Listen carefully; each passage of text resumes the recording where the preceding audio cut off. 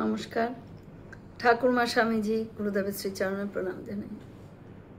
শতরূপে সারদা, সেখান থেকে কিছুটা অংশ পড়ে শোনাচ্ছি। শ্রীরামকৃষ্ণ সারদা দেবী সম্পর্কে যা বলতেন, ও আমার শক্তি, এই শক্তি শব্দটি শ্রীরামকৃষ্ণ বিশেষ অর্থে ব্যবহার করতেন।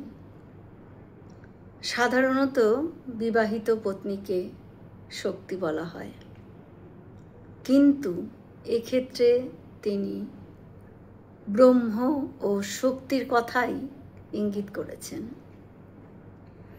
শ্রীরামকৃষ্ণ ভগবান, সারদা দেবী আদ্যাশক্তি ভগবতী, যুগাবতারের শক্তিরূপিণী, যিনি যুগে যুগে অবতারের লীলা সঙ্গিনী হন। শ্রীরামকৃষ্ণের জীবনে আমরা দেখি তিনি ইঙ্গিত করেছেন সারদা দেবী, সীতা এবং রাধা। পঞ্চবটিতে সাধনার সময় শ্রীরামকৃষ্ণ সীতার দর্শন পান। স্বামী ত্রিগুণাতীতানন্দকে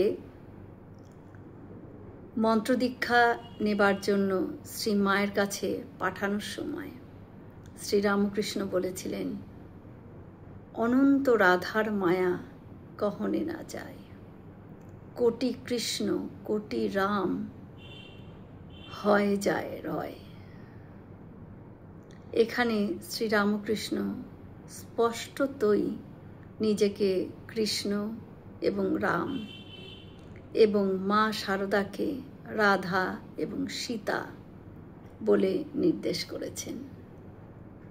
আরও লক্ষণীয় যে শ্রীরামকৃষ্ণ এখানে মা শারদাকে তার নিজের চেয়েও উঁচু আসনে স্থাপন করেছেন। আমরা ঠাকুরের কাছে সবসময় একান্তে এইভাবেই প্রার্থনা করব। একান্ত মনে শ্রী শ্রী ঠাকুরের চরণে আমরা বলবো, প্রভু আমার হাত ধরো, আমি সাধন ভজন কিছু জানি না, আমি কিছুই জানি না ঠাকুর, কেমন করে যে তোমায় ভালোবাসতে হবে তাও জানি না, তুমি না শেখালে কিভাবে শিখব ঠাকুর। প্রাণের আরতি জানাও, ব্যাকুল হয়ে প্রাণের আবেগে চোখের জলে তাকে জানাও।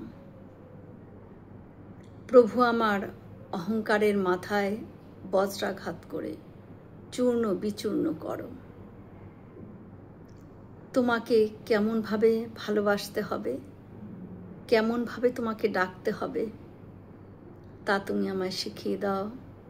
আমার হাত ধরে থাকো, তুমি ছাড়া যে আর আমার কেউ নেই ঠাকুর। জয় শ্রী রামকৃষ্ণ। যিনি রাম তিনি কৃষ্ণ, এই দুই মিলে শ্রী রামকৃষ্ণ। আমরা সকলে মিলে একসাথে বলি, জয় মহামাই কি জয়, জয় ভগবান শ্রী শ্রী রামকৃষ্ণ দেব কি জয়, জয় স্বামীজি মহারাজ জি কি জয়। হয়তো অনেক ভুল ত্রুটি করলাম, ঠাকুর যেন আমায় ক্ষমা করে দেন। সকলে সুস্থ থাকবেন, আনন্দে থাকবেন। ঠাকুর মায়ের কৃপা দৃষ্টি সকলের উপর বর্ষিত হোক। শুভরাত্রি।